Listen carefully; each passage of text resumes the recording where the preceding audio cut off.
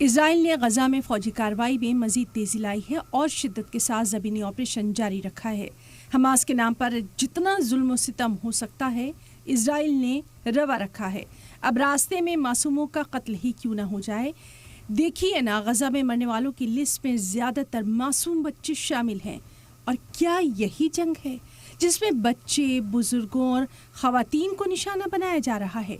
جبکہ شمالی غزہ پٹی کے جبالیہ میں ایک اور حملے میں کم از کم 19 لوگ مارے گئے۔ غزہ کی سول ڈیفنس ایجنسی کے ترجمان محمود بسل کے مطابق جس اسکول کو اسرائیلی حملے کا نشانہ بنایا گیا وہ بے گھر لوگوں کے لیے قیامت سے کم نہیں۔ اسرائیل بھلے ہی دعویٰ کرے کہ وہ حماس کو ٹارگٹ کر رہا ہے، لیکن نتیجہ تو پوری دنیا کے سامنے ہے۔ مرنے والے تو بچے ہی ہیں، بوڑھے ہی ہیں، خواتین ہی ہیں، مارے تو بے گناہ ہی جا رہے ہیں۔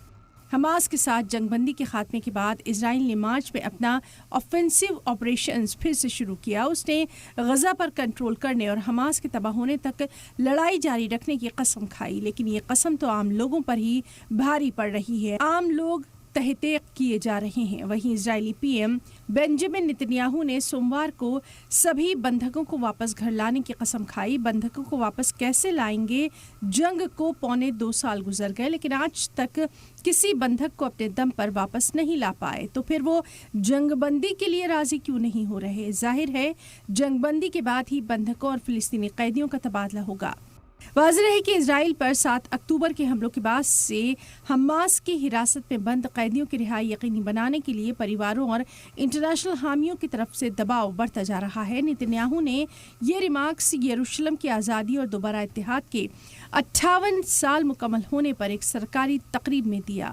اسرائیل حماس کے درمیان آخری جنگ بندی اس بات پر اختلافات کے درمیان ٹوٹ گئی تھی کہ آگے کیسے بڑھا جائے۔ 18 مارچ کو اسرائیل نے غزہ میں اپنی کارروائی پھر سے شروع کی۔ امدادی گروپ نے غزہ میں سنگین غذائی قلت کی کمی پر تشویش کا اظہار کیا۔ اتحادیوں کے دباؤ اور قحط کے انتباہ کے بعد اسرائیل نے تقریباً 3 ماہ کی ناکہ بندی کے بعد گزشتہ ہفتے کچھ امداد کی فراہمی شروع کی۔ پیر کے روز غزہ کی پٹی میں خوراک، ادویات اور طبی سامان سے لدے 170 ٹرک داخل ہوئے۔